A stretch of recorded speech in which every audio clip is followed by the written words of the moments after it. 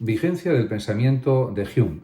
David Hume fue un filósofo escocés que nació en Edimburgo en el año 1711 y que falleció en el año 1776. Es indudable que ofreció perspectivas valiosas sobre cuestiones relacionadas con la época contemporánea y también con su tiempo, por supuesto.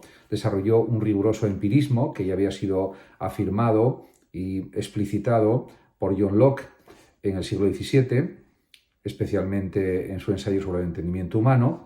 Desarrolló Hume también una ética emotivista o sentimentalista, podríamos decir, opuesta a una ética de la razón, como por ejemplo la propia de Kant, y fundamentalmente su teoría del conocimiento distinguió entre impresiones e ideas.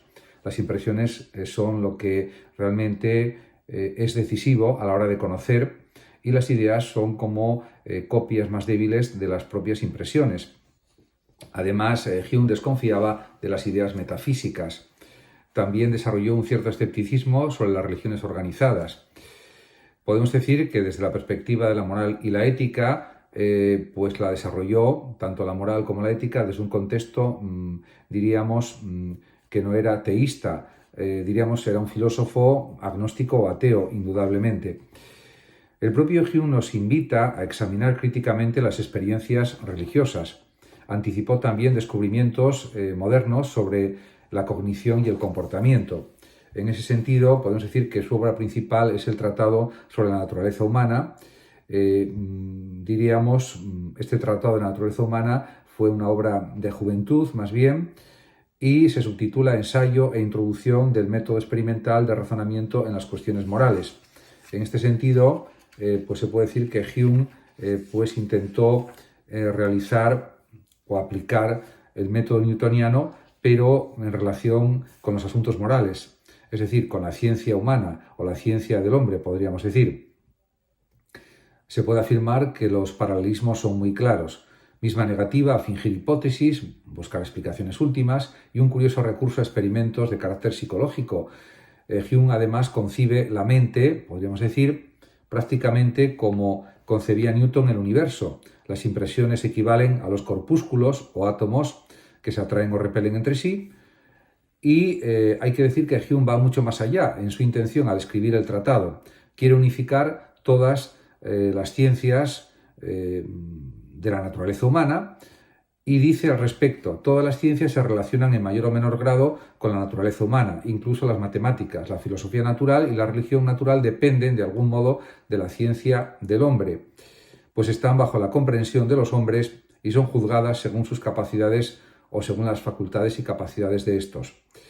En este sentido, también él habla de las leyes de asociación de ideas que clarifican o explicitan, podríamos decir, los lazos únicos que unen entre sí las partes del universo, porque son los únicos lazos de nuestros pensamientos, por lo cual son para nosotros el cimiento o la base del universo.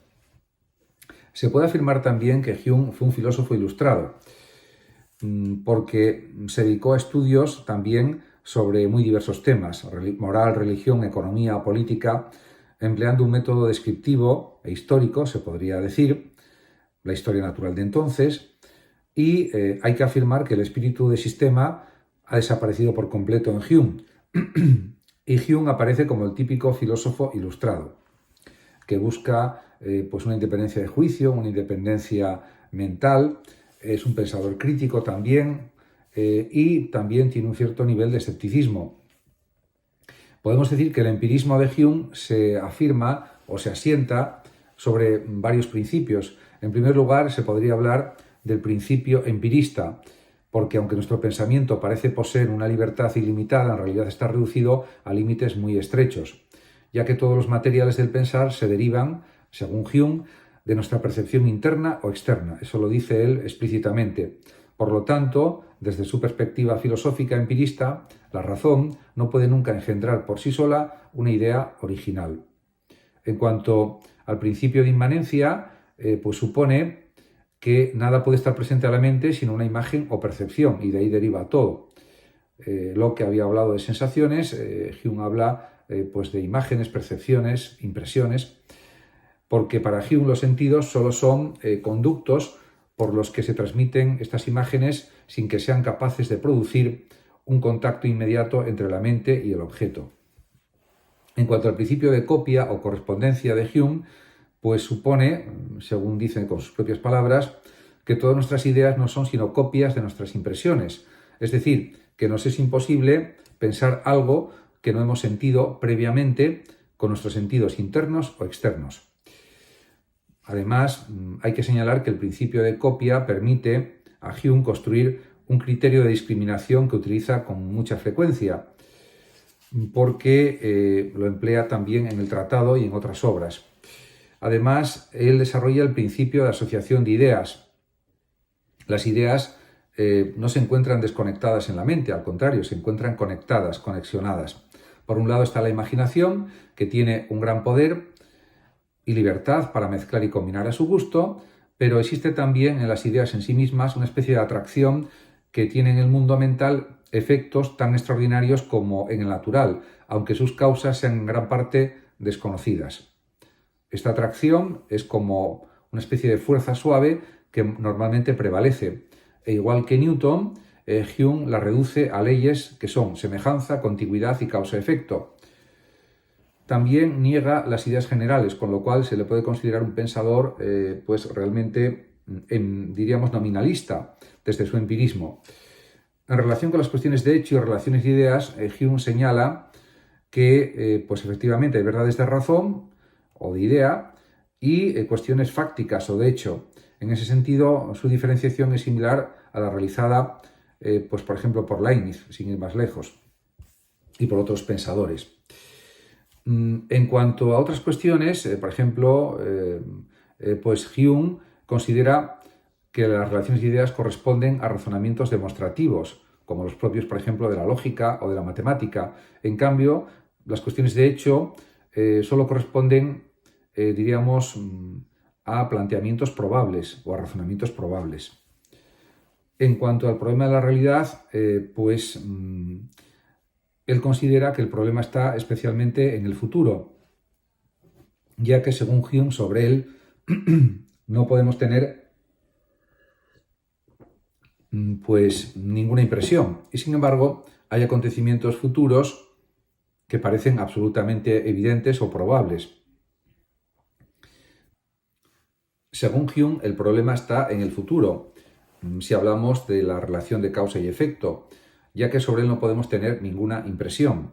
Y sin embargo hay acontecimientos futuros que parecen absolutamente evidentes. Por ejemplo, si observamos que alguien acerca la mano al fuego, estamos seguros de que se quemará. Eso es absolutamente probable y se cumple finalmente. En definitiva, en cuanto a la relación de causa y efecto o de causalidad, se opone, diríamos, a las ideas de Kant, ya que Kant considera que la causalidad es una cuestión, diríamos, de razón, de entendimiento. Y en cambio, Hume considera que la causalidad es una cuestión fundamentalmente de hábito o de costumbre, pero que no se puede encontrar la conexión causal. En ese sentido, las causas y los efectos, según Hume, pueden descubrirse únicamente por la experiencia, no por la razón. Por lo tanto, aquí difiere totalmente de lo que pues, desarrolló el propio Kant.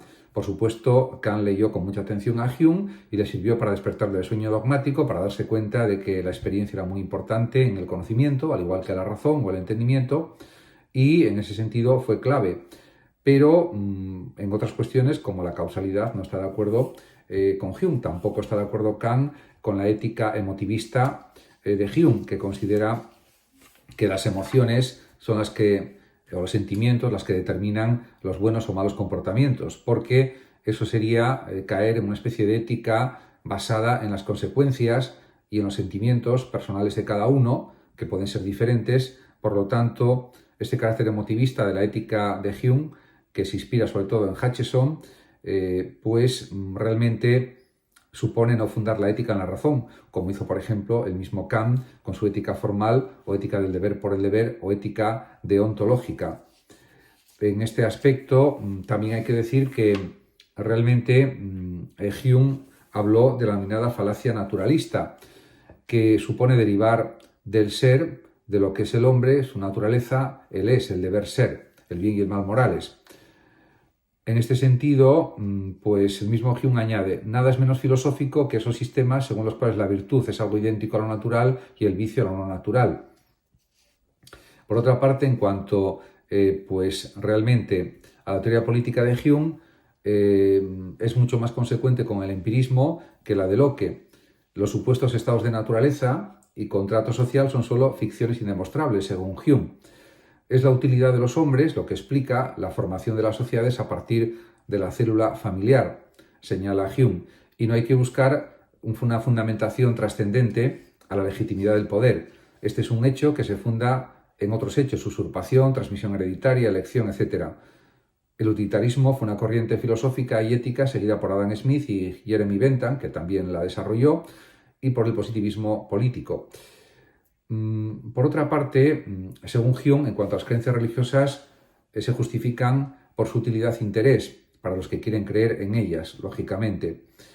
Pero desde su perspectiva, el estudio de la historia natural de la religión pues ha demostrado que Dios no existe y por lo tanto pues rechaza el argumento ontológico de San Anselmo, el propio Hume, y rechaza todas las pruebas de la existencia de Dios.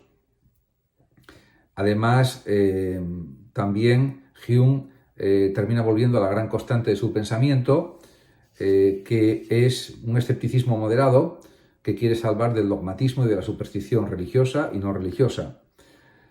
Y dice, diríamos en una parte de diálogo sobre la religión natural, hacia el final: ser un escéptico filosófico es el primer paso y el más esencial para ser un cristiano sincero y creyente. Esta es la proposición que yo recomendaría.